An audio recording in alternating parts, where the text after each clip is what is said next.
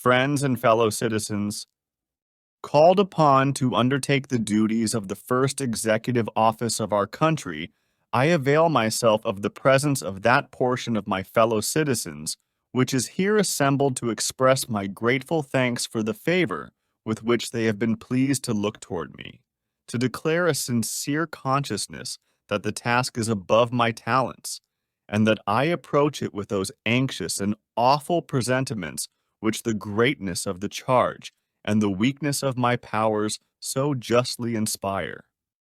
A rising nation spread over a wide and fruitful land, traversing all the seas with the rich productions of their industry, engaged in commerce with nations who feel power and forget right, advancing rapidly to destinies beyond the reach of mortal eye. When I contemplate these transcendent objects and see the honor, the happiness, and the hopes of this beloved country committed to the issue and the auspices of this day, I shrink from the contemplation and humble myself before the magnitude of the undertaking. Utterly, indeed, should I despair did not the presence of many whom I here see remind me that in the other high authorities provided by our Constitution, I shall find resources of wisdom, of virtue, and of zeal on which to rely under all difficulties. To you, then, gentlemen, who are charged with the sovereign functions of legislation, and to those associated with you, I look with encouragement for that guidance and support which may enable us to steer with safety the vessel in which we are all embarked amidst the conflicting elements of a troubled world. During the contest of opinion through which we have passed, the animation of discussions and of exertions has sometimes worn an aspect which might impose on strangers unused to think freely and to speak and to write what they think. But this being now decided by the voice of the nation, announced according to the rules of the Constitution, all will, of course, arrange themselves under the will of the law and unite in common efforts for the common good. All, too, will bear in mind this sacred principle that though the will of the majority is in all cases to prevail, that will to be rightful must be reasonable. That the minority possess their equal rights, which equal law must protect, and to violate would be oppression. Let us, then, fellow citizens, unite with one heart and one mind. Let us restore to social intercourse that harmony and affection without which liberty and even life itself are but dreary things.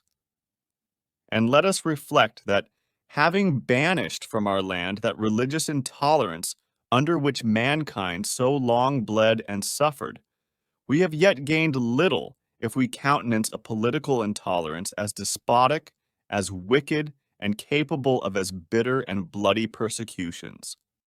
During the throes and convulsions of the ancient world, during the agonizing spasms of infuriated man, seeking through blood and slaughter his long-lost liberty, it was not wonderful that the agitation of the billows should reach even this distant and peaceful shore, that this should be more felt and feared by some and less by others, and should divide opinions as to measures of safety. But every difference of opinion is not a difference of principle. We have called by different names brethren of the same principle. We are all Republicans, we are all Federalists. If there be any among us who would wish to dissolve this union, or to change its Republican form, let them stand undisturbed as monuments of the safety with which error of opinion may be tolerated where reason is left free to combat it. I know indeed that some honest men fear that a Republican government cannot be strong, that this government is not strong enough. But would the honest patriot, in the full tide of successful experiment, abandon a government which has so far kept us free and firm on the theoretic and visionary fear that this government, the world's best hope, may by possibility want energy to preserve itself? I trust not. I believe this, on the contrary, the strongest government on earth. I believe it the only one where every man, at the call of the law, would fly to the standard of the law and would meet invasions of the public order as his own personal concern. Sometimes it is said that man cannot be trusted with the government of himself. Can he then be trusted with the government of others? Or have we found angels in the forms of kings to govern him? Let history answer this question. Let us, then, with courage and confidence, pursue our own federal and republican principles, our attachment to union and representative government.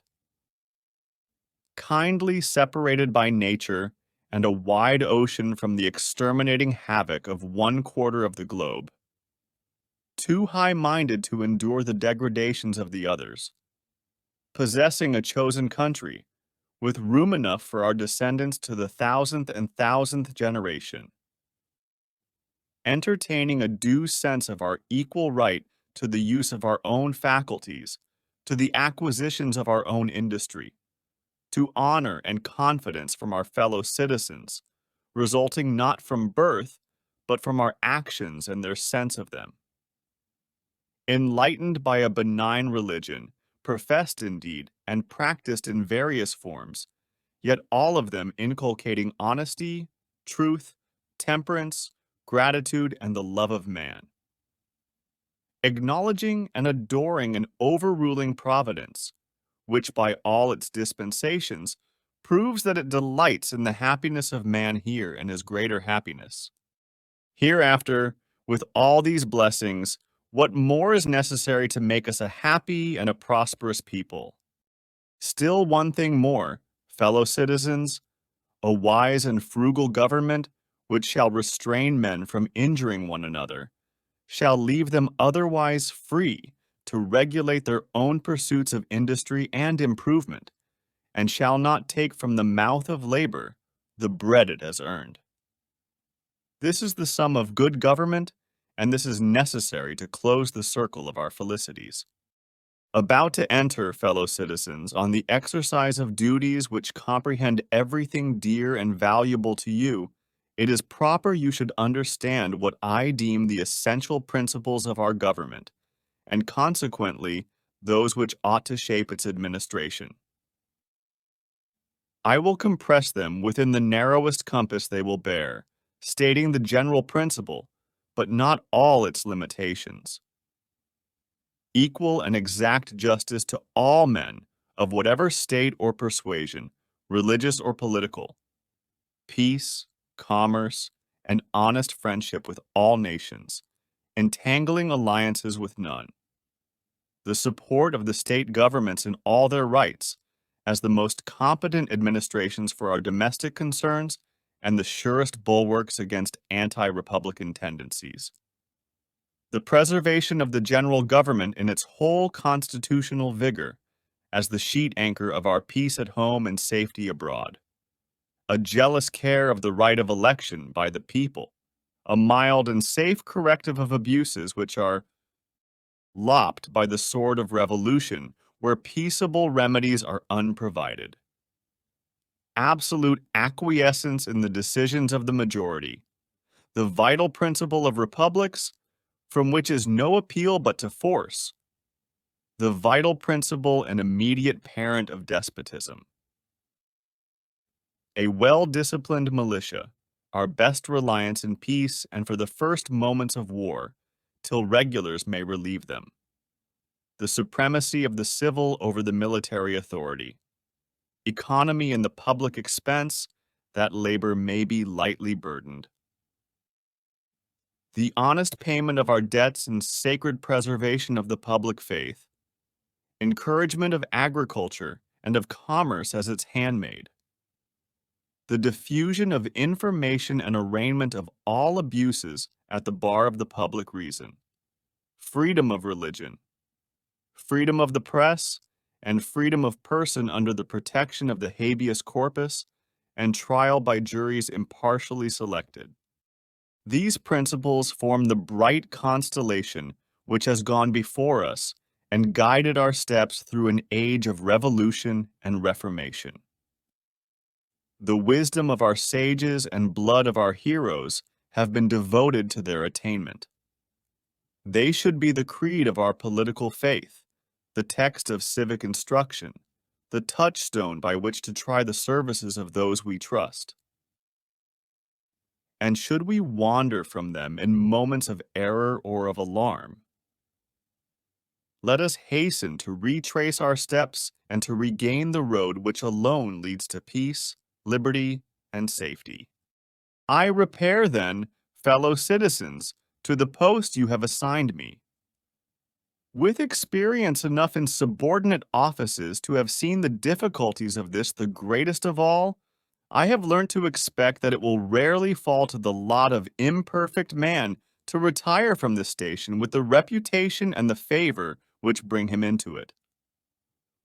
Without pretensions to that high confidence you reposed in our first and greatest revolutionary character, whose preeminent services had entitled him to the first place in his country's love, and destined for him the fairest page in the volume of faithful history.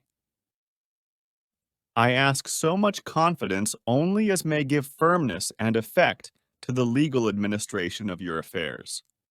I shall often go wrong through defect of judgment. When right, I shall often be thought wrong by those whose positions will not command a view of the whole ground.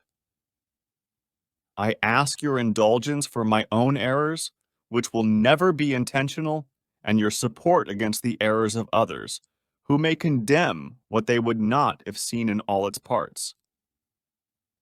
The approbation implied by your suffrage is a great consolation to me for the past, and my future solicitude will be to retain the good opinion of those who have bestowed it in advance, to conciliate that of others by doing them all the good in my power, and to be instrumental to the happiness and freedom of all. Relying then on the patronage of your goodwill, I advance with obedience to the work, ready to retire from it whenever you become sensible how much better choice it is in your power to make. And may that infinite power, which rules the destinies of the universe, lead our counsels to what is best, and give them a favorable issue for your peace and prosperity.